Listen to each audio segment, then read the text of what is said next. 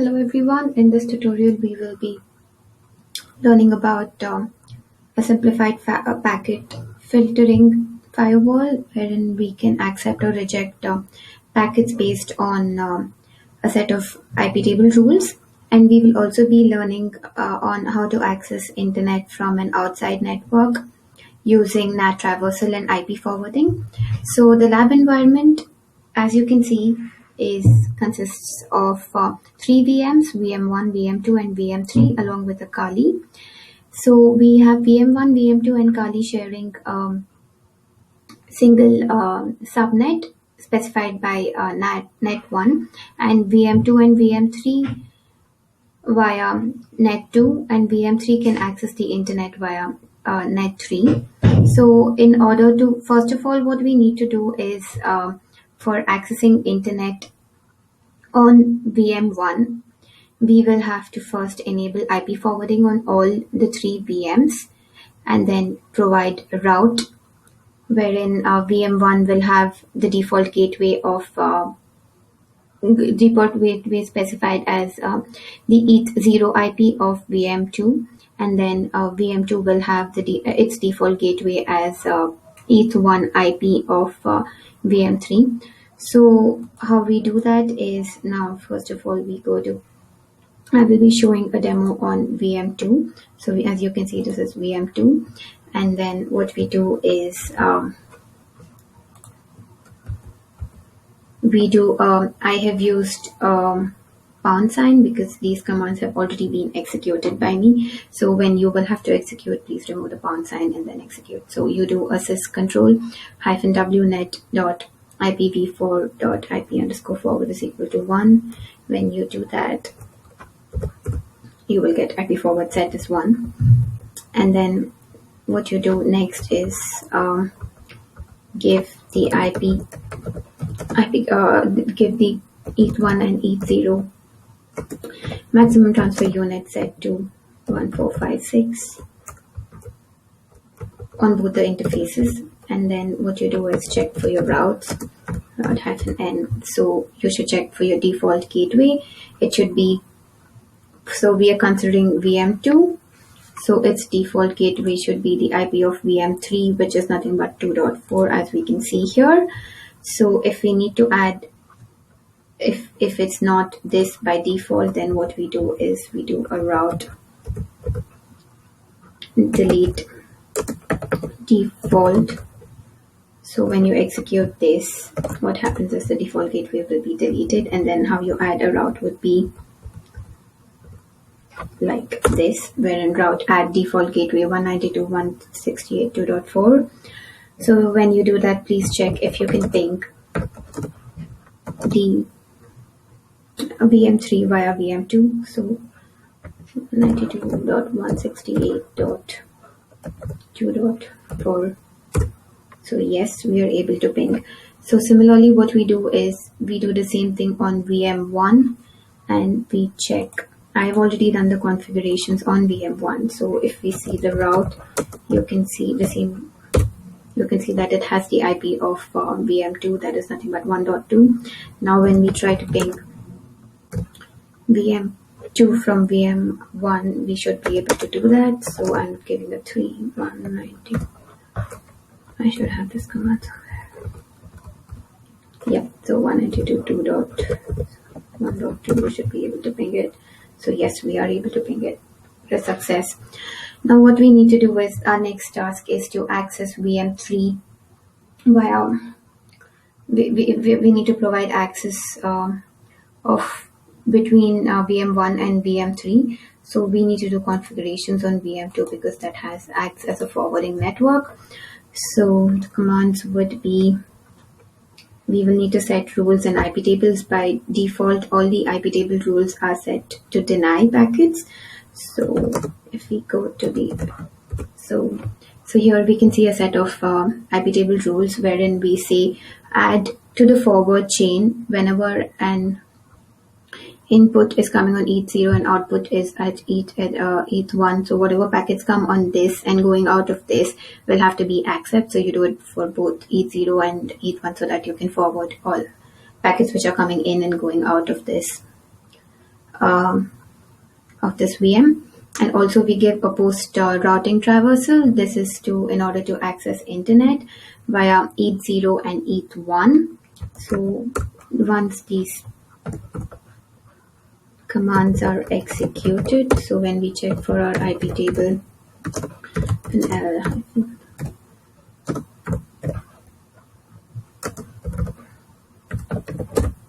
we should be able to see we should be able to see the configurations which we did on the forward chain. So it has accept on ETH0 and ETH1. So when we do that, now we should be able to ping VM3 via VM1.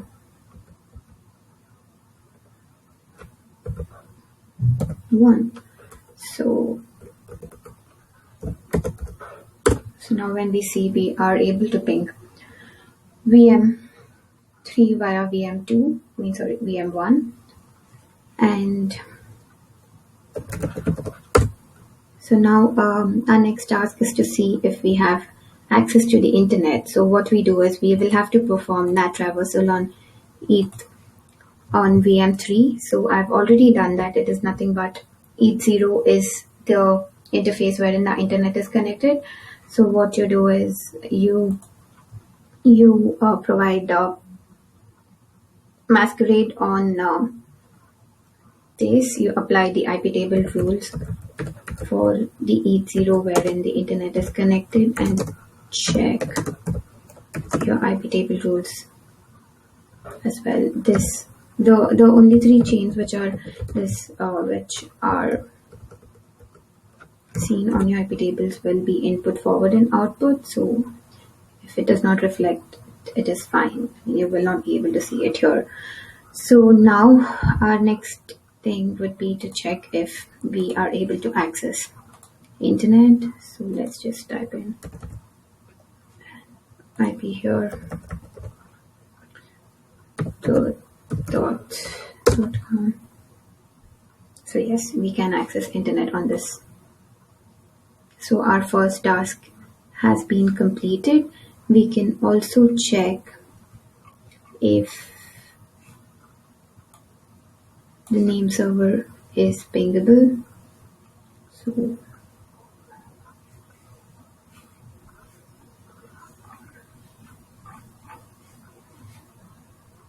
So just ping 8.8.8 from this and check if you're able to ping. So now we can see that we are able to ping also the name data server, domain name DNS server, which is nothing but 8.8.8. So we have 3 packets successful here. So now by this, and we can also open an website, so we can access internet from VM1 via VM2. So the NAT traversal is complete. So thus the first task has been completed. Coming to task 2, it involves demonstration of some of the firewall rules which we can apply in order to accept and reject packets. So we will be demonstrating the first one, which we are going to demonstrate is blocking of telnet service between VM2 and VM3.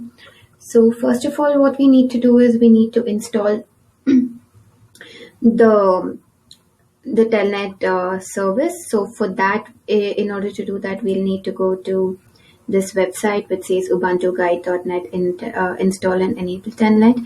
And once we are done with that, we will be able to see the pgrep telnet ID. So that means the process has been running. So firstly, we will check if we are able to do a telnet from VM2 to VM3. So here we can see that the process is running, and then we check that the input policies are 0. That means that we don't have any IP table rules or firewall rules set for the input or the output. So when we try to do a telnet connection, we are successfully able to log in to the system. So now we can see that there are no rules applied in VM3. So we can also telnet to VM2 to VM3. That is also possible. So 1, 2, 3.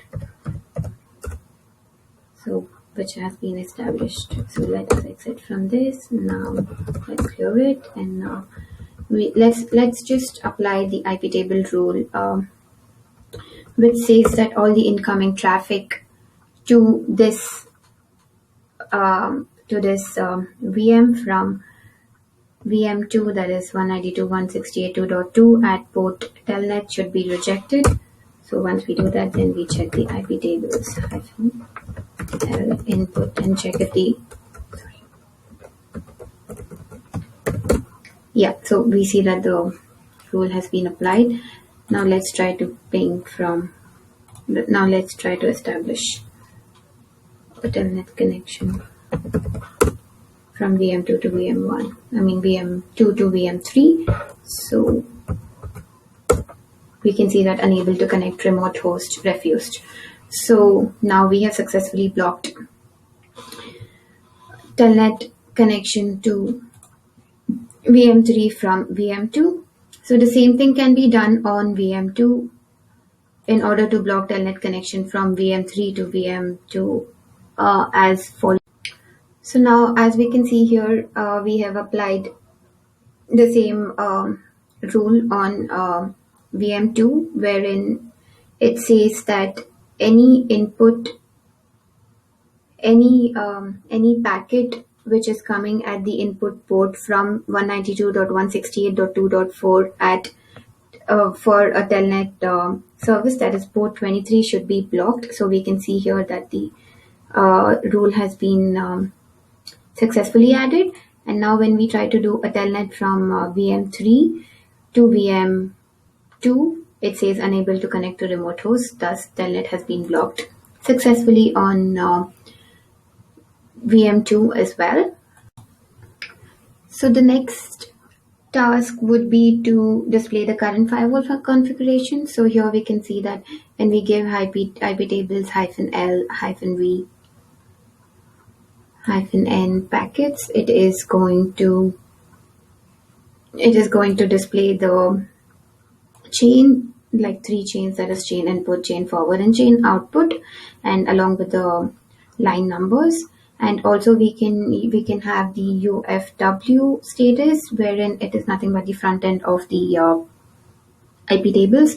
So we can do UFW enable. So it is active, status is inactive. So, and to start would be to enable it, and to stop would be to disable it. And now when we check for the status of it, it would be inactive. So now let us enable it again. So when we check the status, it's active. So that's how we would start, stop, and restart firewall service.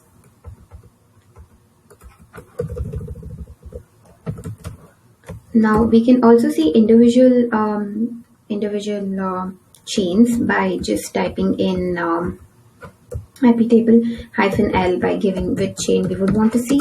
So it would just display a single chain for us. And you can also give IP table -L and forward, or IP table -L and out. So now our next demonstration is to block a particular website on a server. So what we can do is, first what we need to do is we need to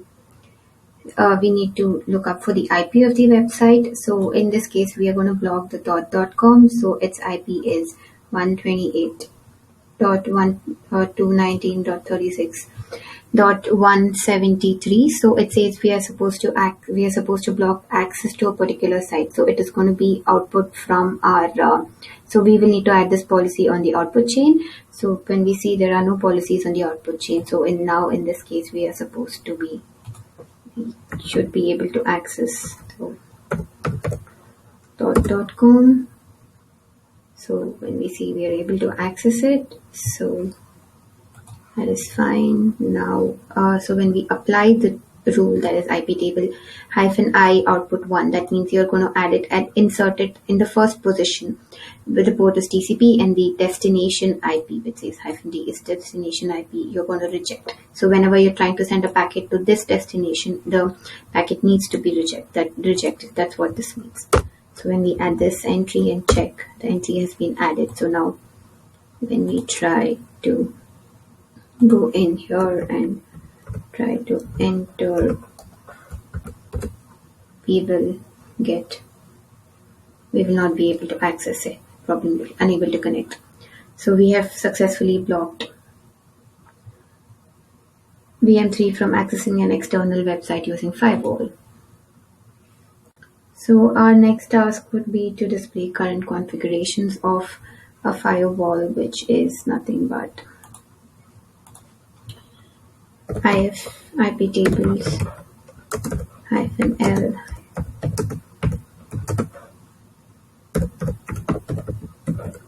So these are the current configurations of our firewall. So we just added a table. So these are the current configurations of the firewall. Our next task is to block incoming service requests from VM1 to VM2 on port 80. So what we do is we give a pre-routing. We add it on the pre-routing to the pre-routing chain, wherein we insert it in the first position, and then it's on port TCP, and then the IP address is 192.168.1.5 and the port is 80. So if it's coming on this port, then we need to drop it. So this rule has not been applied. So when we try to ping to any HTTP server, bloggingheads.tv, we should be able to open it. Yes, we are. So now let's just type in, add on this rule to our IP tables. Yes, it is successful. Now let's try to log into that website. So we are not able to log into that website now. So let's try to go to facebook.com. So yes, so we are successfully able to log into the facebook.com. So this says that the HTTP has been blocked by using this command. Now our next task is to block ICMP ping requests from VM2 to VM1. So as we can see now, we are able to ping from VM2 to VM1. So ping requests are successful, 64 bytes from that, and then packet loss is 0%. So now what we need to do is the IP rules which are in VM1 are all empty. So now we add a rule in say VM1 to block the ICMP ping request from VM2. So it is an input rule and the ICMP is the protocol, and then it's an echo request and it's coming from 1.2, which is nothing but your IP of VM2, and you say reject. So when we execute this command and then check that if it's there, yes, it's there. And now when we try to ping, we should get destination port unreachable.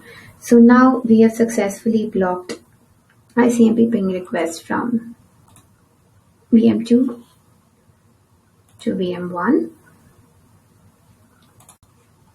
Our next demonstration would be to log traffic on ETH0 interface of VM2 and display the log traffic. So what we need to do for that is since it's an 80, it's going to be on the input, and log prefix ingress traffic, and also on the forward chain will be applying, so it's again ingress traffic. So now if we need to see the traffic, what we need to do is tail var. Okay, before that I think we should check our IP table if the entry is here.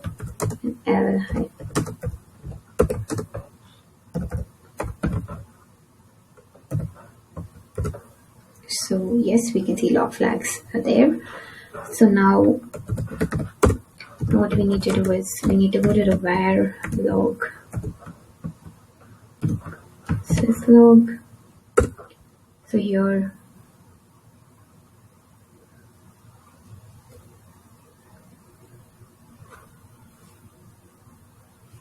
we will have to find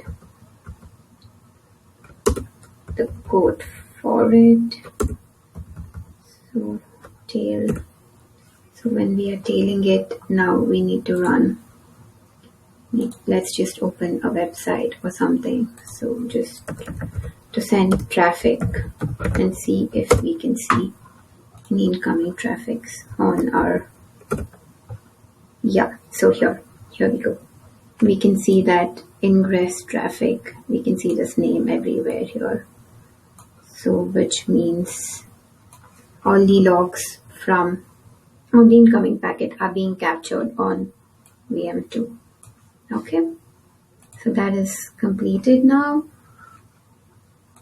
So now the next part would be to save the IP table. So what we do is IP tables save, and then whatever the IP table configurations are there will be saved onto a file called iptables_1 lab1, and then you just press an enter. Then when you go and see what is there in this folder lab, so you can see all the configurations which you have done so far, whatever was existing in the on this system at this time. So this is how you would store an IP table. So if you need to restore, you just would type in restore and it would just restore the configurations. So by this we would end our task 1 and the task 2, wherein we learned about how to use the firewall rules in order to drop, reject or accept packets, and also we learned NAT Traversal and IP forwarding. Thank you everybody.